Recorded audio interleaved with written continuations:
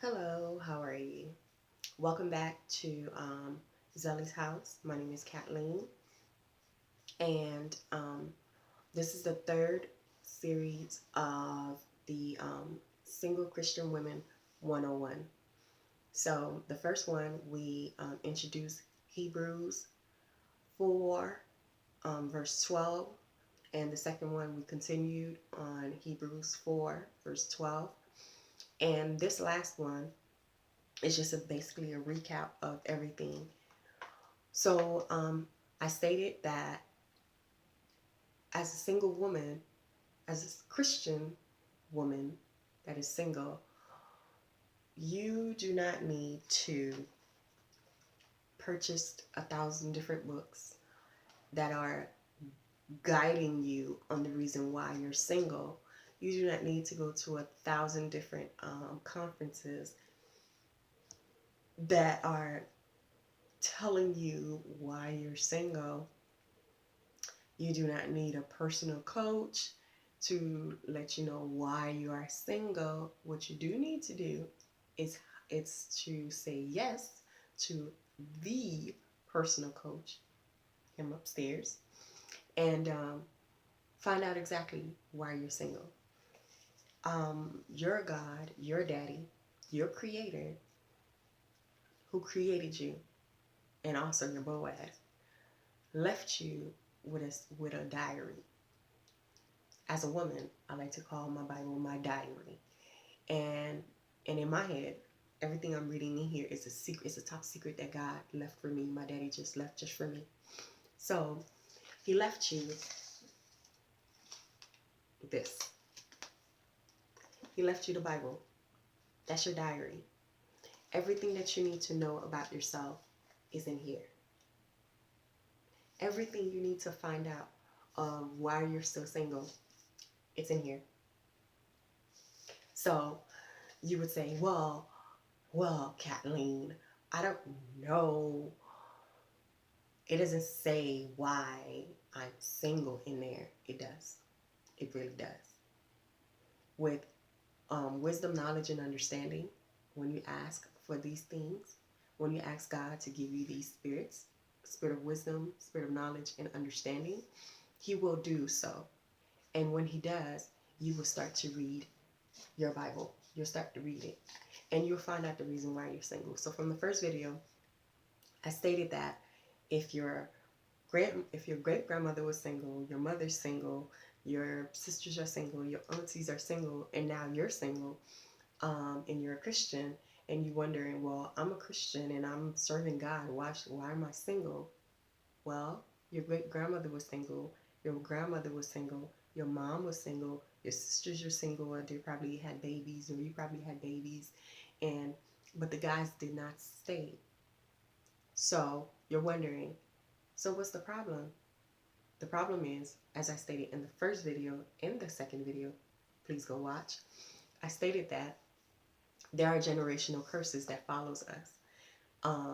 Us meaning the whatever covenant that was made through whomever, it literally travels down 4 generations after. That's what God says in this big old nice diary. That's what He says. So if you are battling singleness or singlehood and you're wondering, why is that? None of people, no women in my family are married. Everybody got a baby daddy, but nobody's married. What's going on? And I'm trying to avoid it. I don't have kids. I'm a Christian. I'm trying to do good, but yet I still can't find a guy. It's because you need to break that curse over your life. You need to cut it. You need to renounce yourself from it. You need to get delivered. Now, what I'm saying is not being preached at church. It should be, but it's not being preached at church. And that is why you go to a church and there's 50 women at that church who are single and still waiting on Boaz to walk through that door. And whoever that guy is, all 50 of them are like fighting in their heads because they're like, oh, he belongs to me. No, let's get these generational curses off our lives. Let's renounce ourselves from it. Let's get deliverance from them so that we could be free to date who God has for us and then marry that person. Did I say date and marry? Yeah, you want to know if you're equally yoked first. Don't get too holy. um, like some, don't get married and wanting a divorce because it doesn't, you know.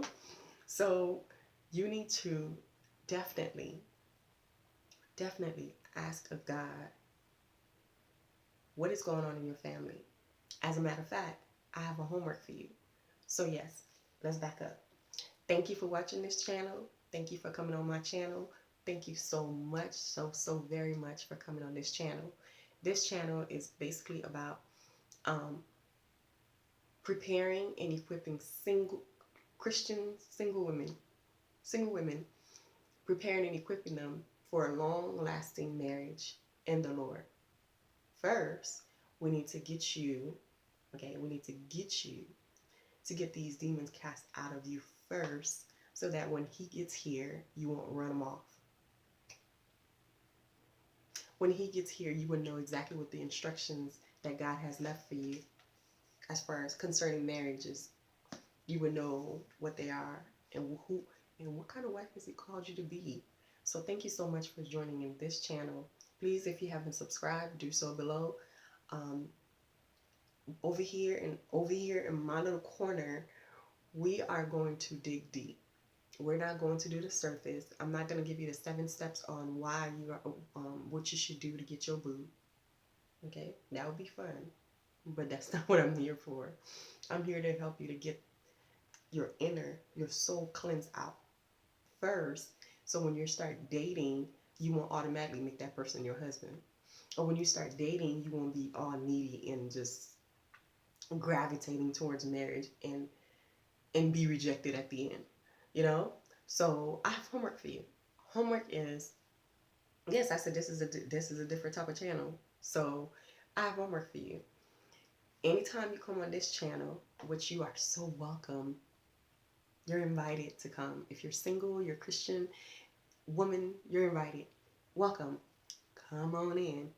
But you need to come in with your notepad, journal, your pen, your highlighter, a cup of tea, and let's dig deep into this big old journal that he left for us. Let's dig deep. Why am I so passionate about singles getting prepared? Excuse my lighting, by the way.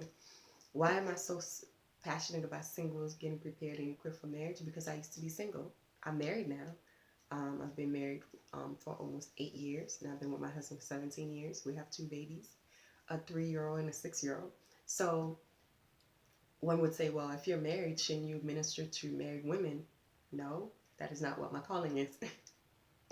My calling is to help singles to get prepared and equipped for whatever God has for them. So your homework is sit down somewhere quiet and just write down all the things that you notice about the women in your bloodline. Just sit down and write them down. We're not attacking you yet. We're going down your bloodline. Let's go as far as you can. And if you don't know, call and ask. Call your mom, call your auntie, call someone and ask them about so and so. But just write down their characters. Write down like their defaults. Write down the stuff that you noticed about them. Just write it down and make it nice and neat. And then on a separate piece of paper, write down all your traits, all the stuff that you see that you do, and be honest, because this is for you. This is not for me. This is for you. So anything that you write down, God knows. He sees it all. It says that in, let's go back to Hebrews. Yep, we're going back. We're going back to Hebrews real quick. Hebrews. Yep, we're going back to Hebrews. Hebrews 4:12. Actually 4:13 says, nothing in all creation is hidden from God. Everything is naked and exposed before his eyes, and he is the only one He is the only one to whom we are accountable. So what am I saying? When you're doing your list, be honest. Be completely naked before him. Be honest. Write down all the things that you battle with. Write down all the things that you feel like that's keeping you, even the things that you may think but you don't really know. Write them down, and then read all the things that you wrote about your all the women in your bloodline, and then read the things that you're going through, and you'll start seeing common denominators that's happening in that family. And so if you see common denominators, those are called demons. Okay?